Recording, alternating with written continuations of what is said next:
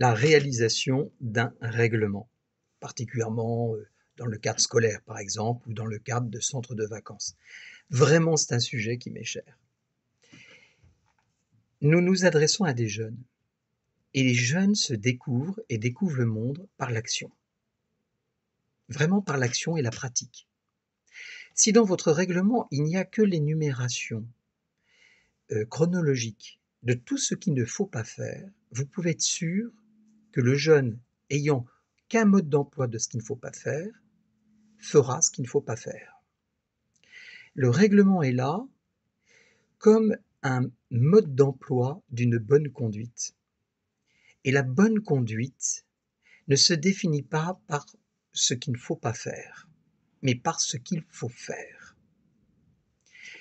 Vous ne devez pas parler dans les couloirs aux heures de cours. Non, on ne met pas ça.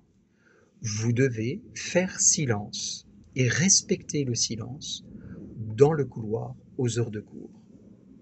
Mais cela ne suffit pas. La deuxième erreur, c'est que nous avons tendance à donner des ordres et des consignes sans non pas les justifier, mais donner la raison et l'impact de la bonne action.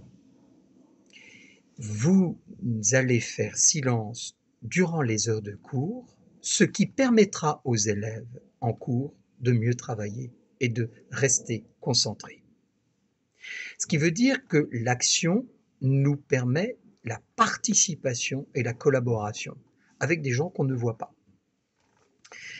Un règlement doit être constitué de normes, de règles et d'un législatif qui repose sur des lois. Les normes, je dirais que même si les normes aujourd'hui sont la traduction de ce qui est de coutume et de culture, et que parfois se prétend être au-dessus de la morale, ou ne pas se fier à la morale pour son propre discernement du bien, la norme, pour que les choses soient bien claires, la norme est là, mais peut-être quelque part rediscutée, remaniée. Je vous donne un exemple. Nous partons dans la salle à manger ou le self. La norme est de prendre des couverts, quand c'est un self, sur les plateaux, un verre, des assiettes, et tout cela de manière à ce que ça soit cohérent et logique. Je prends qu'une fourchette, qu'un couteau, qu'une cuillère. Si nous avons des personnes qui sont habituées à manger avec des baguettes, ou que nous avons même des menus asiatiques au cours de la semaine, la norme peut dire le jeudi et vendredi, vous pouvez prendre des baguettes. Cela est modifiable. La règle, c'est de prendre raisonnablement la quantité de nourriture nécessaire et de s'installer derrière chaque place précise qui sont prévues pour cela, à la table, s'asseoir et rester assis. La règle va être modifiable en fonction de réunions, d'un colloque, d'une réunion pédagogique et de votes et de décisions d'autorité. Elle est la règle au service d'un bien pour l'ensemble de la société et la vie en société. Enfin, il y a de l'ordre du législatif et de la loi. À l'heure du repas, vous allez au self. Vous ne pouvez pas sortir ni aller dans une cour de récréation sans surveillance parce qu'il est de l'ordre de la loi d'être sécurisé par la surveillance et l'accompagnement de majeurs en tant que mineurs. Cela n'est pas négociable. C'est la loi. Et donc cela est une pratique de la loi. Même si je ne veux pas manger, je rentrerai dans le self et je serai sous l'autorité de la personne qui me surveille puisque je suis mineur.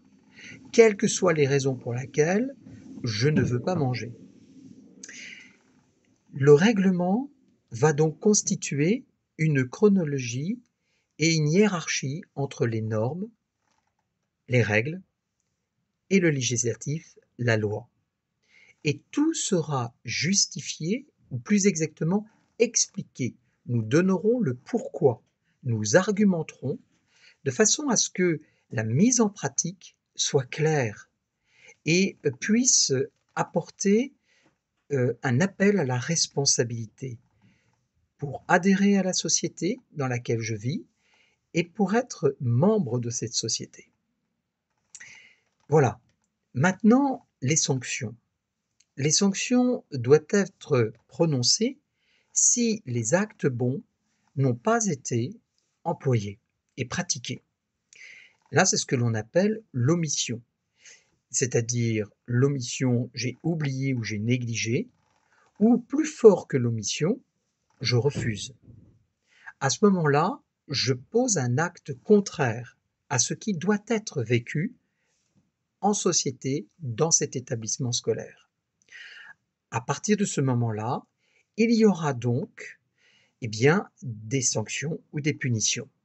Mais vous voyez, nous n'aurons pas un indicateur qui correspond à une échelle de grandeur par rapport à un mauvais acte posé. Il est une réponse à l'absence d'un bon acte. Pour que le règlement soit optimal, notamment pour le primaire et un peu pour le collège, il faut que ces actes positifs ne soient pas normaux ou considérés comme normaux. Nous nous entraînons à devenir sociables, à être une personne responsable. Et cela mérite de la récompense. Si les actes posés régulièrement, quotidiennement, et naturellement sont posés, ils doivent être à un moment donné récompensés. Pourquoi? Parce que nous sommes dans un cadre éducatif. Voilà quelques indicateurs pour pouvoir écrire en cette période où nous en avons besoin, pour pouvoir écrire ou réformer un règlement d'établissement scolaire. À toujours!